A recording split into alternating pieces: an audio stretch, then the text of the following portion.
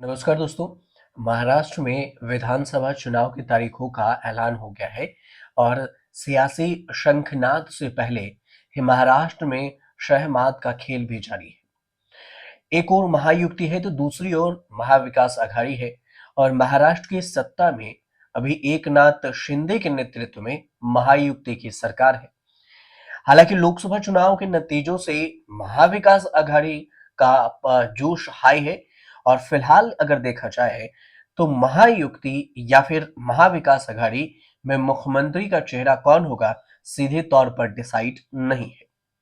हाँ, इतना जरूर है कि कुछ चीजें हैं, जैसे कि 16 अक्टूबर को प्रेस कॉन्फ्रेंस में जब महायुति की 3 बड़े नेता बैठे, बीजेपी से महाराष्ट्र के डेप्यूटी सीएम देवेंद्र फडणवीस और शिवसेना से एकनाथ शिंदे और एनसीपी से अजित पवार इसमें शामिल हुए, तो तीनों ने अपने कार्यकाल का लेखा जोखा दिया। साथ में सीएम फेस कौन होगा इस पर देवेंद्र फडणवीस ने इशारा करते हुए कह दिया कि हमारे यहाँ तो सीएम पहले से हैं, मतलब एकनाथ शिंदे की ओर।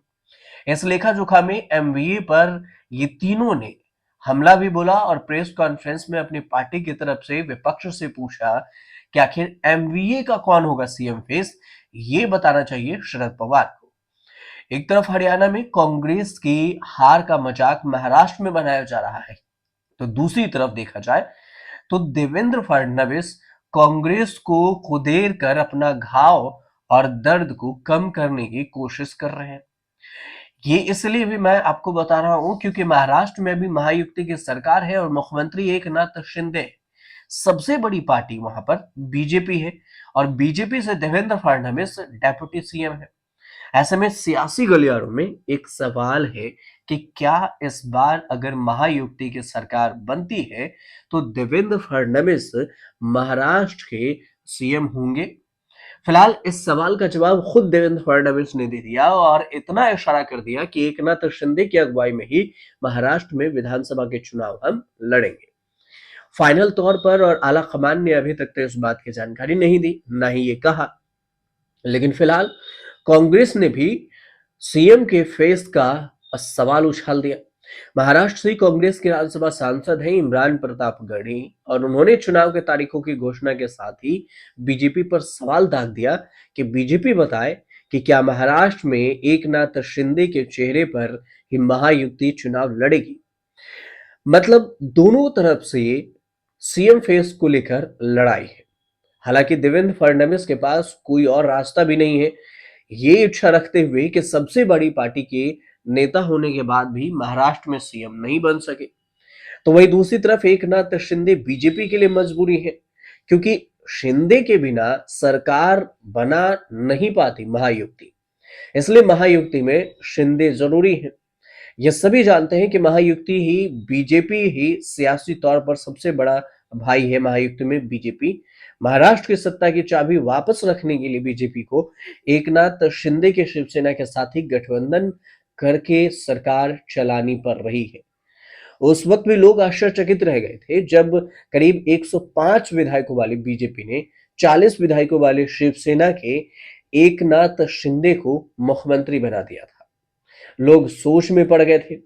लेकिन अब सवाल ये उठता है कि देवेंद्र फडणवीस के अंदर जो दर्द है वो दर्द क्या है। दर्द इस बात का है कि बीजेपी के उस फैसले से देवेंद्र फडणवीस नाराज हो गए थे। उन्होंने तब कहा था कि सरकार में हम नहीं रहेंगे, मगर केंद्रीय नेतृत्व ने उन्हें मनाकर डिप्टी सीएम बना दिया।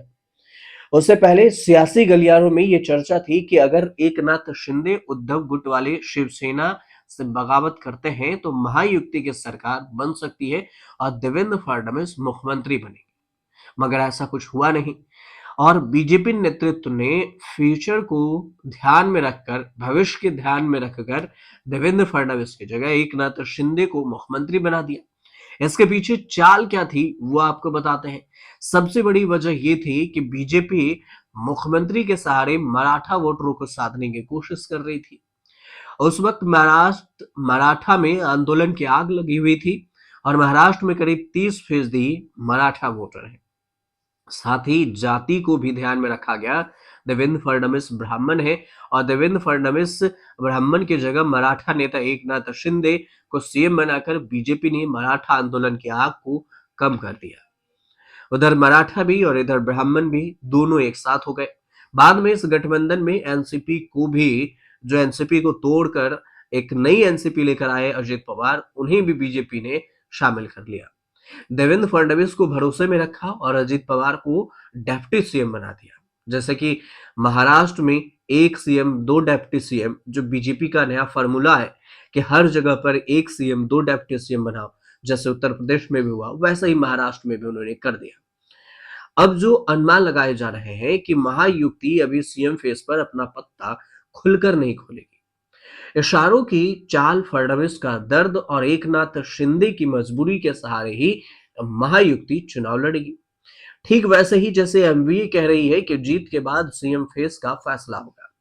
इससे पहले अगर मिलाकर देख लिया जाए तो मिलकर चुनाव ही लड़ेंगे, महायुति कह रही है। महाविकास अघाड़ी में भी एनसीपी है, शरद पवार और शिवसेना उद्धव ठाकरे और कांग्रेस है, तीन मिलकर एमवीए बना रखे।